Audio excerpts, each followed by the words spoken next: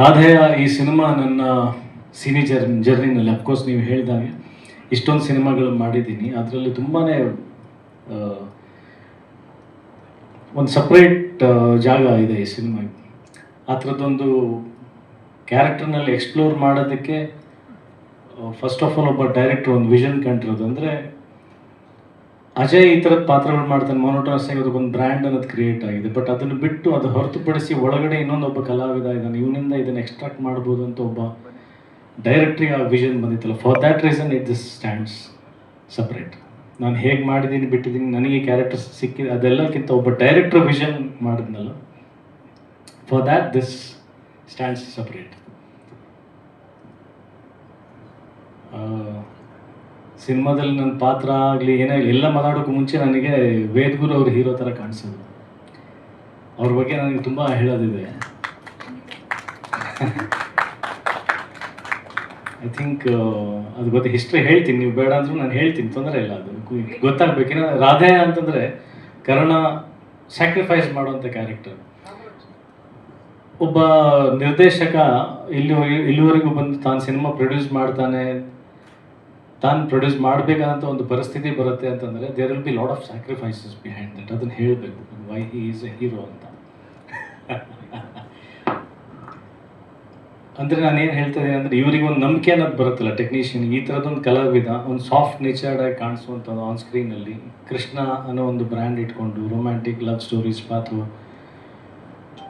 ಒಳಗಡೆ ಏನೋ ಕಾಣ್ತಾನಲ್ಲ, ಈ ವಿಷನ್ ನನಗೆ ಅರ್ಥ ಆಯಿತು.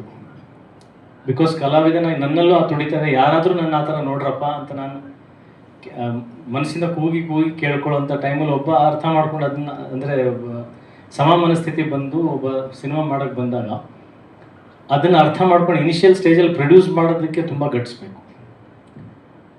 ನಾನು ಪ್ರೊಡ್ಯೂಸರ್ಸ್ದು ಒಂದು ಸೆಕೆಂಡ್ ತಪ್ಪು ಅಂತ ಹೇಳ್ತಲ್ಲ. ಈಗ ಯುದ್ಧಕಾಂಡ ಮಾಡಬೇಕಾದ್ರೂ ನನಗೆ ಅದೇ ಎಕ್ಸ್ಪೀರಿಯನ್ಸ್ ಆಯಿತು.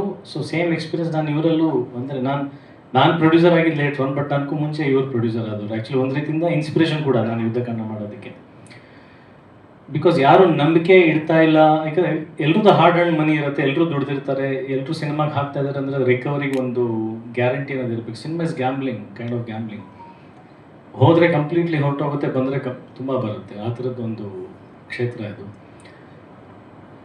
ನಂಬಿಕೆ ಬಹಳ ಇಂಪಾರ್ಟೆಂಟ್ ಆಗುತ್ತೆ. ಅಲ್ಲಿ ನಿರ್ಮಾಪಕ ಯಾರು ದುಡ್ಡು ಹಾಕೋಕ್ಕೆ ಹೂಡಿಕೆ ಮಾಡೋದಕ್ಕೆ ನಂಬಿಕೆ ಇಲ್ಲದೆ ಇದ್ದಾಗ ನಮ್ಮ ಹಠ, ನಮ್ಮ ಛಲ ಬಿಡಲ್ವಲ್ಲ ನಾವು.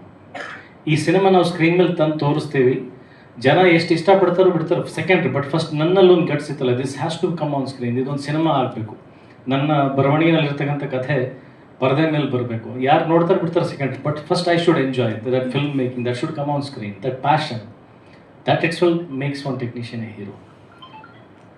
ಫಸ್ಟು ಆ್ಯಕ್ಚುಲಿ ಒಂದು ದಂಡಯಾತ್ರೆ ಅಂತ ಒಂದು ಸಿನಿಮಾ ಸ್ಟಾರ್ಟ್ ಮಾಡಿದ್ವಿ ನಾವು 2015-16 ಆವತ್ತು.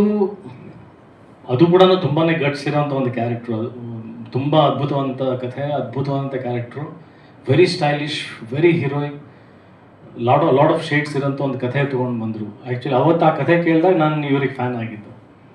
ಅವ್ರು ಸಿನಿಮಾ ಸ್ಟಾರ್ಟ್ ಮಾಡಿದ್ವಿ, ಒಂದಷ್ಟು ದಿನ ಶೂಟಿಂಗು ಮಾಡಿದ್ವಿ, ಬಟ್ ಅದು ಕಾರಣಾಂತರಗಳಿಂದ ಪ್ರೊಡ್ಯೂಸರ್ ಸಿನಿಮಾ ಮುಂದುವರ್ಸೋಕ್ಕಾಗಲಿಲ್ಲ. ಅದು ಅಲ್ಲೇ ನಿಂತ್ಕೊಳ್ತು, ಅರ್ಧದಲ್ಲೇ ಸ್ಥಗಿತಗೊಳ್ತು. ಅದಾದಮೇಲೆ ಇವ್ರ ಜೊತೆಗೆ ನಾನು ಕೆಲಸ ಮಾಡಬೇಕಲ್ಲ, ಅಂದರೆ ಇವ್ರು ನನ್ನ ಹತ್ರ ಬಂದಿದ್ರು, ನನಗೆ ಅಡಿಕ್ಷನ್ ಸ್ಟಾರ್ಟ್ ಆಗಿ ಇವ್ರ ಹತ್ರ ಕೆಲಸ ಮಾಡಬೇಕಲ್ಲ ಅನ್ನೋದು ಆಯಿತು. ತಾಯಿಗೆ ತಕ್ಕ ಮಗ ಶಶಾಂಕ್ ಅವರು ಡೈರೆಕ್ಷನ್ ಮಾಡೋಕ್ಕೂ ಮುಂಚೆ ಬೇರೆ ಯಾರೋ ಒಬ್ಬರು ಡೈರೆಕ್ಟ್ ಮಾಡಬೇಕನ್ನೋದು ನೋಡ್ತಾ ಇದ್ವಿ. ಅವಾಗ ನಾನು ಶಶಾಂಕ್ ಅವರಿಗೆ ಸರ್ ಗುರುವರು ಮಾಡಲಿ ಅಂತ ಅಂದ್ಬಿಟ್ಟು ವೇದಗುರು ಅವ್ರು ಬಂದ್ಬಿಟ್ಟು ಒಂದು ಶೆಡ್ಯೂಲ್ ತಾಯಿಗೆ ತಕ್ಕ ಮಗ ಡೈರೆಕ್ಟ್ ಮಾಡಿದರು. ಬಟ್ ಅದನ್ನು ಒನ್ಸ್ ಅಗೇನ್ ಅಂದರೆ I don't say there is any clashes or difference of opinion. Shashank sir ಬೇರೆ ಯಾವುದೋ ಸಿನಿಮಾ ಮಾಡಬೇಕಾಗಿದೆ, ಐ ಥಿಂಕ್ ಗೊತ್ತಿಲ್ಲ, ಅಪ್ಪು ಸರ್ದೇನೋ ಮಾಡಬೇಕಾಗಿತ್ತು, ಬಟ್ ಆ ಟೈಮಲ್ಲಿ ಕ್ಯಾನ್ಸಲ್ ಆಗಿ ಹೀ ಕೇಮ್. ಬಿಕಾಸ್ ಅಂದರೆ ಅವ್ರದ್ದೇ ಕಥೆ ಅದೆಲ್ಲ ಆಗಿರೋದ್ರಿಂದ ಇವ್ರ ಹತ್ರ ರಿಕ್ವೆಸ್ಟ್ ಮಾಡ್ಕೊಂಡು ಇಲ್ಲ ನಾವೇ ಕಂಟಿನ್ಯೂ ಮಾಡ್ತೀವಿ ಅಂತ ಅಂದ್ಬಿಟ್ಟು, ಸೊ ಇಬ್ಬರು ಮಧ್ಯದಲ್ಲಿ ಒಂದು ಅಂಡರ್ಸ್ಟ್ಯಾಂಡಿಂಗಲ್ಲಿ ಅದನ್ನು ಅರ್ಧಕ್ಕೆ ನಿಲ್ತಲ್ಲಿ. ಸೊ ಗುರು ಅವ್ರ ಜರ್ನಿ ಮತ್ತೆ ಪಾಸ್ ತೊಗೊಂಡಿದ್ದೀವಿ ಅಂತಂದ್ರೆ ಅಗೇನ್ ಹಿ ಡಿಂಟ್ ಸ್ಟಾಪ್. ಮತ್ತೆ ಒಂದು ಕ್ಯಾರೆಕ್ಟರ್ ತೊಗೊಂಡು ಬಂದರು, ಮತ್ತೆ ಒಂದು ಕಥೆ ತೊಗೊಂಡ್ಬಂದ್ರು. I don't know, so blessed. ಇವ್ರು ಬೇರೆ ಯಾವ ಹೀರೋ ಹತ್ರ ಹೋಗದೆ 3ನೇ ಸಲ ನನ್ನ ಹತ್ರನೇ ಬಂದರು. ಅಂದರೆ ಬಂದ್ರೆ ವಿಧಿ ಪ್ರಕಾರ ಒಂದ್ಸಲ ಅವ್ರು ಬಂದಿದ್ರು, ಒಂದ್ಸಲ ನಾನು ಹೋಗಿದ್ದೆ, ಮತ್ತೆ ಇವ್ರು ತಿರುಗಿ ಬಂದರು. ಸೊ ಅದೊಂದು ಋಣ ಅನ್ನೋದಿತ್ತು ಎಲ್ಲೋ ಒಂದು ಕಡೆ. ನಾವು ದಿಸ್ ಟೈಮ್ ಥರ್ಡ್ ಅಟೆಂಪ್ಟ್ ಆಗಲೇಬೇಕು ಅನ್ನೋದು. ಬಟ್ ಅಲ್ಲೂ ಕೂಡ ಯಾರೋ ಪ್ರೊಡ್ಯೂಸರ್ಸ್ ನಮ್ಮದೇ ಇದ್ದಾಗ ಇವರೇ ಸಾಕಷ್ಟು ಸ್ಯಾಕ್ರಿಫೈಸಸ್, ಸಾಕಷ್ಟು ರಿಸ್ಕ್ ತೊಗೊಂಡು, ಆ್ಯಂಡ್ ಅಫ್ಕೋರ್ಸ್ ಅವರು ಶ್ರೀಮತಿ ಅವ್ರು ಮೇಡಮ್, ನಿಮಗೂ ಹ್ಯಾಟ್ಸ್ ಆಫ್. ವಂಡರ್ಫುಲ್ ಅಂಡರ್ಸ್ಟ್ಯಾಂಡಿಂಗ್, ಆ ಥರದ್ದು ಒಂದು ಸಪೋರ್ಟ್ ಕೊಡೋಂಥ ಒಂದು ಬೆನ್ನೆಲುಬಾಗಿ ನಿಂತಿರ್ತಕ್ಕಂಥ ಅವರು ಧರ್ಮಪತ್ನಿ, ಅವ್ರ ಮಗಳು. ಅದಕ್ಕೆಲ್ಲ ಏನೇನು ಹರ್ಡಲ್ಸ್ ಪಟ್ಟಿದ್ದಾರೆ, ಏನು ಕಷ್ಟಪಟ್ಟಿದ್ದಾರೆ ನನಗೆ ಗೊತ್ತಿದೆ. ಸೊ ಸಿನಿಮಾ ಇಲ್ಲಿವರೆಗೆ ತೊಗೊಂಬಂದಿದ್ದಾರೆ. And apart from all this, ಈ ಎಲ್ಲ ಎಮೋಷನ್ ಸೆಂಟಿಮೆಂಟ್ಸ್ ಜೊತೆಗೆ ಇಲ್ಲಿ ಆ್ಯಸ್ ಎನ್ ಆ್ಯಕ್ಟರ್ ಸ್ವಾರ್ಥ ಕ್ಯಾರೆಕ್ಟರ್, ಸರ್ ಒಂದು ಸ್ವಲ್ಪ ನರ್ವಸ್ ಆದರು ಸ್ಟೇಜ್ ಮೇಲೆ ಬಂದು. ಐ ಥಿಂಕ್ ಎಲ್ಲೋ ಒಂದು ಕಡೆ ಚೂಚು ಚಿಕ್ಕ ಚಿಕ್ಕ ವಿಷಯಗಳನ್ನ ಹೇಳಬೇಕೋ ಹೇಳಬಾರ್ದು ಗೊತ್ತಿರಲಿಲ್ಲ. ಬಟ್ ನಾನು ಹೇಳ್ತೀನಿ ಸರ್, ನನಗೆ ಅಷ್ಟು ಸಿನಿಮಾದ ಎಕ್ಸ್ಪೀರಿಯನ್ಸ್ ಇದೆ, ನಾನು ತಡ್ಕೊಳಕ್ಕಾಗಲ್ಲ ಸರ್, ಹೇಳ್ಬಿಡ್ತೀನಿ. ಬಿಕಾಸ್ ಸಿನಿಮಾ ಮಾರ್ಕೆಟಿಂಗ್ ಆಗಬೇಕು, ಕಥೆ ಏನು ಕ್ಯಾರೆಕ್ಟರ್ ಏನು ಗೊತ್ತಾಗಬೇಕು ಜನಕ್ಕೆ.